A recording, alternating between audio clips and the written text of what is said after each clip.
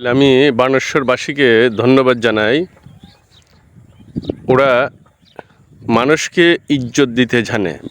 বিষয়টা কেমন দেখেন, এই দেখেন কবরস্থানে যাওয়ার জন্য একটা রাস্তা করে নিয়ে আবার একটা ব্রিজও করেছে যাতে কবরের মধ্যে যেতে পারে সবাই, এবং কবরস্থানের যে পবিত্রতা তারা ওইটা রক্ষা করেছে। দেখেন চতুর্দিকে বাউন্ডারি ওয়াল দিয়েছে, আবার একটা গেটও করেছে। দেখেন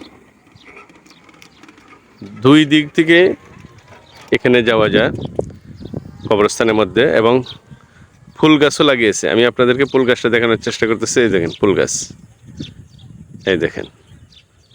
আসলে যারা পরপারে চলে যাবে ওই জিনিসটা চিন্তা করবে যে আমরাও চলে যাব, কিন্তু ওই বিষয়টা মাথায় রেখে যারা ওই পবিত্রটা রক্ষা করেছে, আমি গ্রামবাসী বানেশ্বরের